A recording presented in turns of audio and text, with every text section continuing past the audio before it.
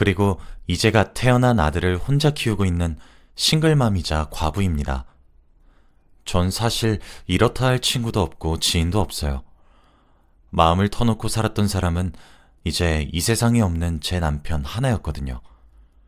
그냥 요즘 문득 제 인생을 되돌아보게 되었는데 그냥 누군가에게 제가 이렇게 인생을 살아왔다고 터놓고 이야기를 하고 싶어서 이렇게 사연을 쓰게 되었습니다. 이야기를 시작하기 전에 제 남편은 남편이었던 시간보다 제 남자친구였던 시간이 훨씬 길어서 편의상 호칭을 남자친구로 표기하도록 할게요. 저는 어렸을 때부터 참 불행한 삶을 살았습니다. 제가 중학생이었던 시절에 부모님 두 분을 사고로 전부 다 잃었습니다. 저희 세 가족은 가족여행을 떠났어요. 제 생일을 맞이해서 말이에요. 그런데 한 트럭이 저희가 타고 있던 차에 들이박았고 운전자는 만취 상태였습니다. 사고가 남과 동시에 아버지는 핸들을 최대한 꺾고 모든 사고의 피해를 운전석으로, 즉 본인에게 집중시켰어요. 그리고 뒷좌석에 타고 계셨던 어머니는 절 꼼꼼히 껴안고 모든 충격을 받아들이셨죠. 그렇게 처참한 교통사고 속에 저는 부모님의 큰 사랑으로 아주 가벼운 타박상만 입고 목숨을 건질 수 있었어요. 부모님은 그 자리에서 즉사하셨죠. 그렇게 제 생일은 제가 축하를 받아야 하는 날로 마땅했지만 부모님 두 분을 잃은 기일이기도 했어요. 그렇지만 저는 어딘가에 제 한 몸 의탁할 사람들도 없었어요. 그렇다고 저희 집이 부유해서 재산이라도 많았냐? 하시면 그것조차 아니었습니다. 부모님 몫의 사망보험금이 제 앞으로 나온 것이 전부였죠. 친가고 외가고 우리 엄마 아빠 목숨값에 눈이 새빨개져서는 자기네들끼리 서로 나를 만내 만에 신랑이라셨죠. 저는 그런 어른들을 뒤로하고 제 발로 고아원으로 들어갔습니다. 적어도 우리 엄마 아빠 목숨값은 지켜야 된다는 생각이 그때 본능적으로 들었던 것 같아요. 독한 년, 부모를 둘 다 잡아먹고 혼자 살아남은 년 등 이런 호칭들이 제게는 또 다른 이름이 되었습니다. 고아원에서도 몇 년 있지 못했습니다. 저는 연초에 태어나서 남들보다 더 빠르게 성년이 되어버렸거든요. 그 와중에도 부모님 목숨값 허투루 쓰고 싶지 않아 그 돈에는 손도 대지 않았어요. 그렇게 공부와 먹고 사는 것만 생각하며 정말 근근히 살았습니다. 죽고 싶지 않았냐고 물으시면 전 당연히 매일매일이 죽고 싶다는 욕망과의 싸움이라고 단언할 수 있어요. 그럴 때마다 저보다 먼저 돌아가신 부모님 생각만 했습니다. 매일 생활고와의 싸움이었습니다. 왠진 모르겠지만 부모님 사망보험금으로 총 2억이 나왔는데 그 돈은 그냥 은행에다 묶어두게 되더라고요. 그렇게 돈이 있어도 쓰질 못하니 전 매일 허덕이는 생활이었고 하루살이처럼 살았던 거예요. 하루 벌어 하루 먹고 그렇게요. 다행히 몸뚱이 하나는 매우 건강했었기에 어디 크게 아프지도 않았죠. 그렇게 앞만 보고 달리면서 살다 보니 주위에 마음 터놓고 지낼 친구 하나 남지 않았어요. 저희 부모님이 살아계실 적에 제가 한국에 있는 최고의 대학교에 입학하자고 웃으면서 말씀하셨던 게 저에게 유언으로 돌아와 그 유지 하나는 무조건 이뤄드리려고 사력을 다해 노력했습니다. 배를 골아가며 한 탓인지 제 의지와 노력이 빛을 발한 탓인지 전 한국 최고의 대학교에 입학했죠. 그때 처음으로 보험금을 학비로 써봤던 것 같아요. 제가 벌어들이는 돈으로는 생활비를 채우는 것도 솔직히 버거웠죠. 그렇게 졸업했고 스타트업 기업에 입사하게 되었습니다. 그때 절 채용한 사장님은 제 나이 또래였어요. 그 스타트업 기업 말고도 다른 기업을 하나 운영하고 있었죠. 저는 저와 비슷한 나이대인 사장님께 질투와 시기를 느낌과 동시에 동경했습니다. 항상 밝은 에너지가 넘쳐 흐르고 주위에 사람이 많고 그런 부분들을요. 그러다 보니 주제도 모르고 사장님을 제 마음속에 담게 되었어요. 저보다 4살 많으셨던 사장님은 참 따뜻하신 분이었고 그런 사람을 제가 마음에 담는 것만으로도 황송하게 느껴졌습니다.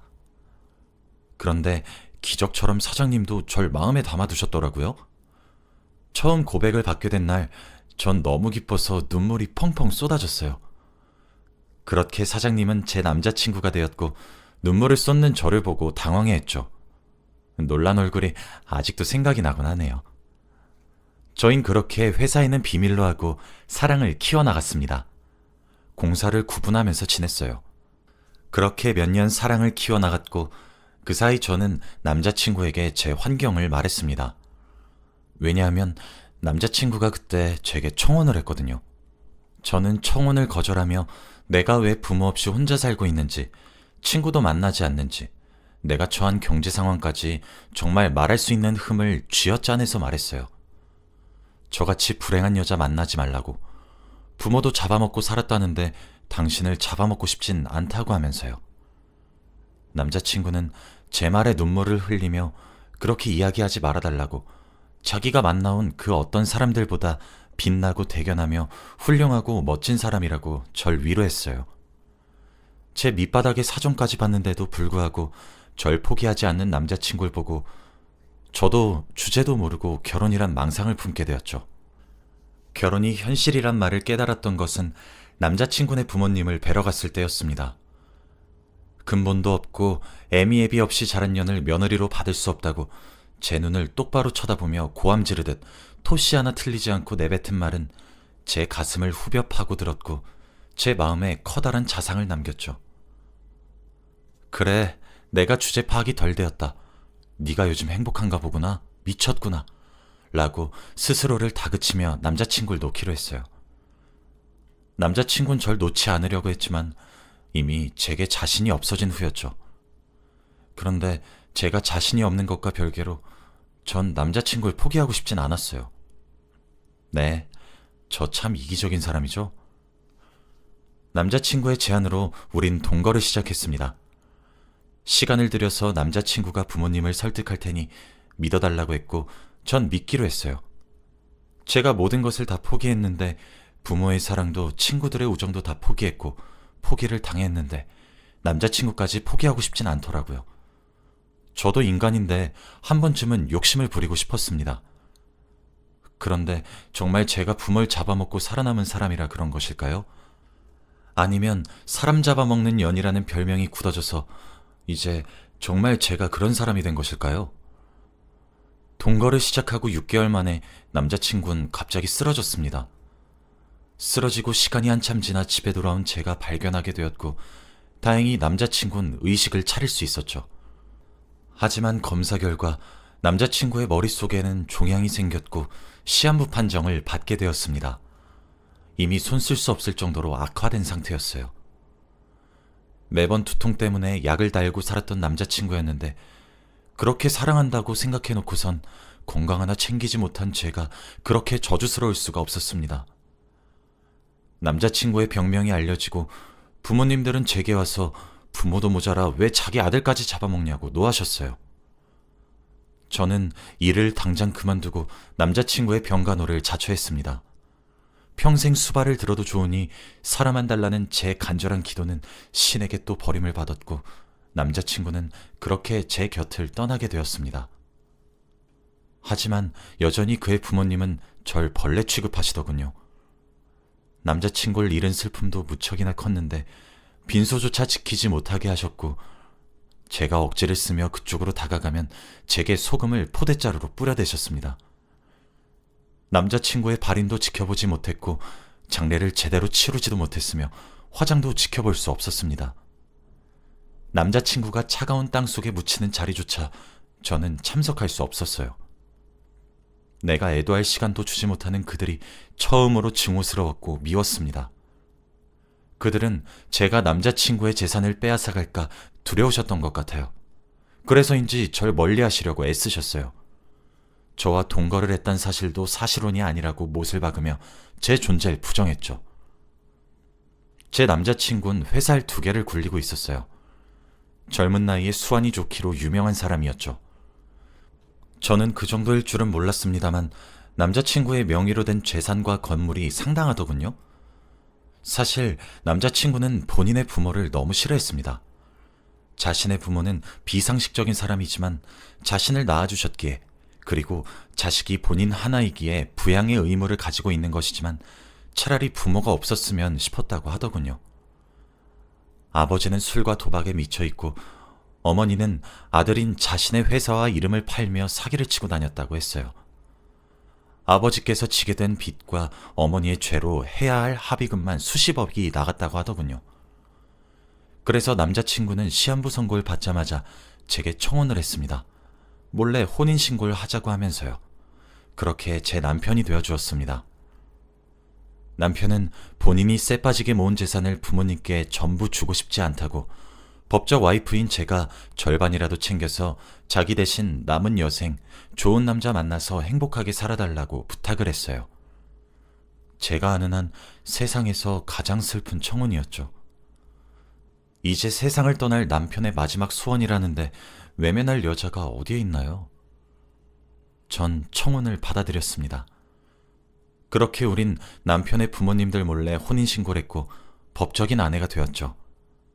장례식도 빈소도 발인도 그 무엇도 못하게 해놓고 남편 명의의 재산을 정리하던 과정에서 저한테 절반은 줘야 되는 상황이 오더니 제게 와서 난리를 피우더군요.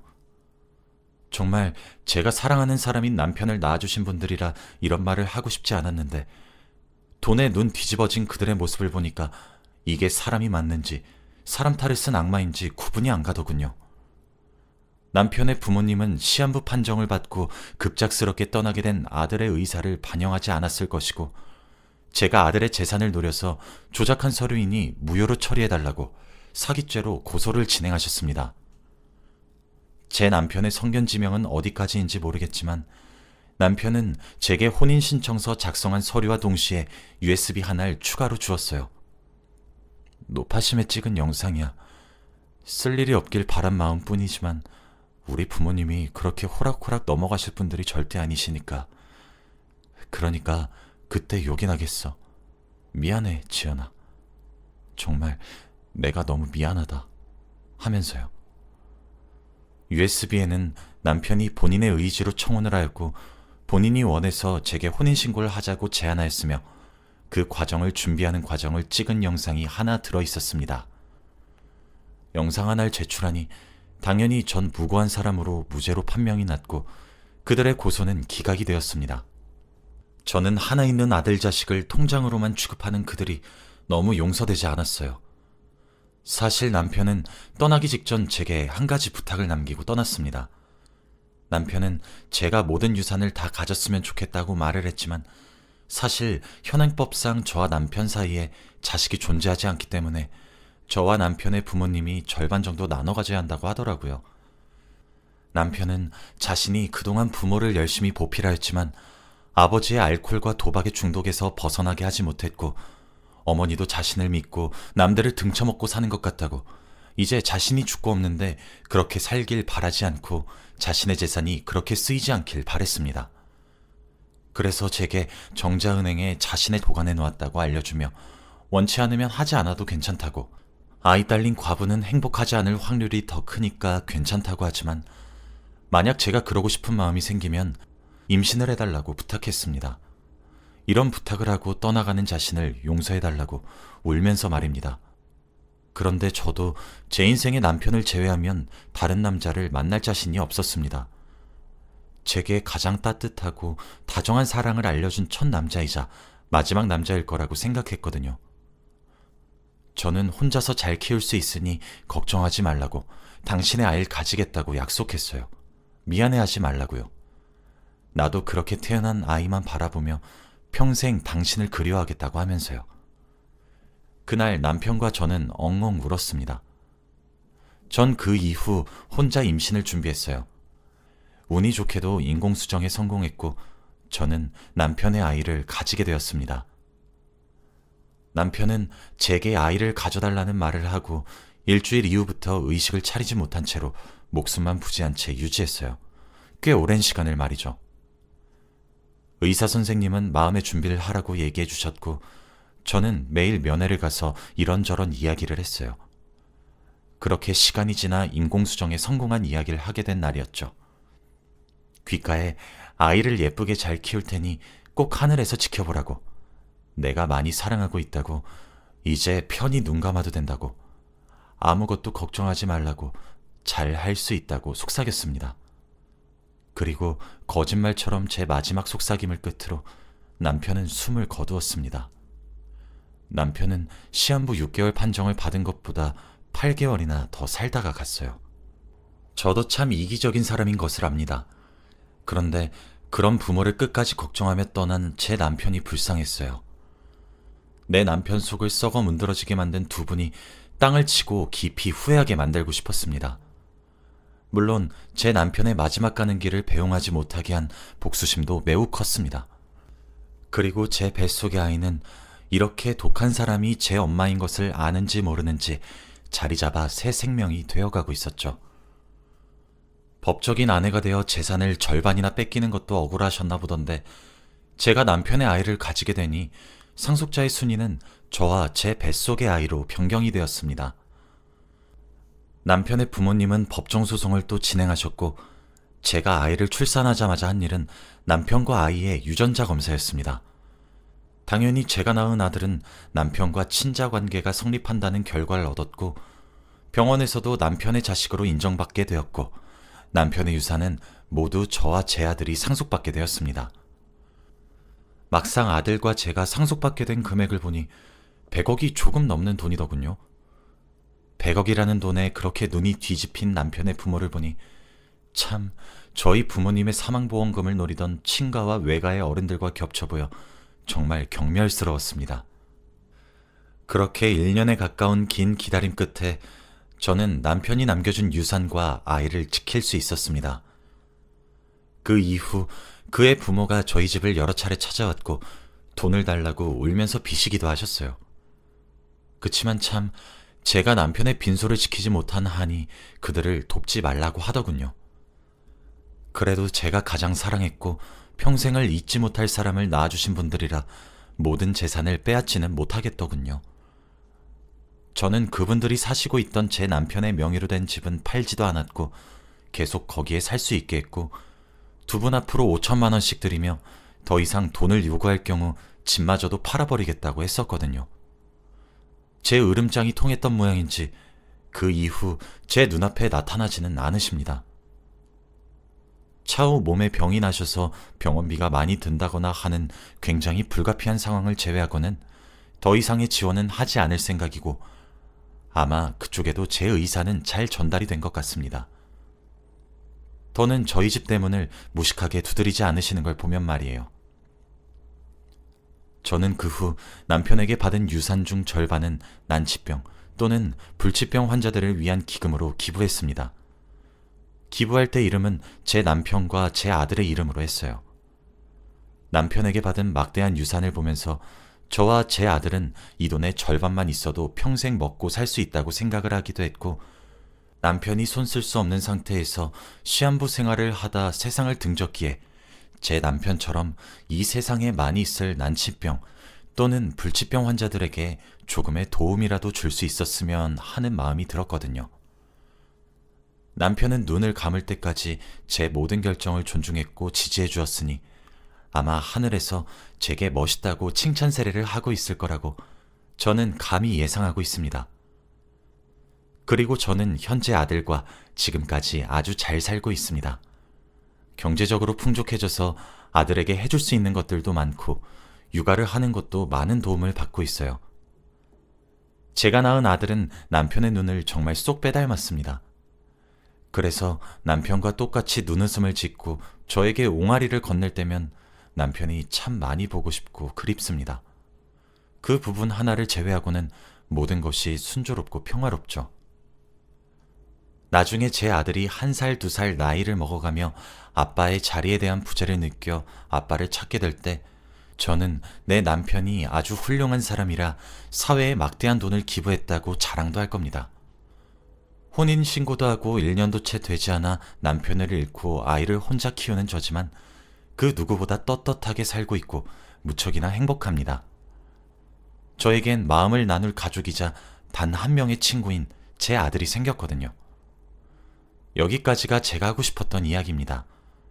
모든 것이 처음인 엄마라 많이 서툴고 어렵지만 그냥 이런 사람이 열심히 살고 있다는 것을 알아주셨으면 좋겠어요. 응원도 받고 싶기도 하네요.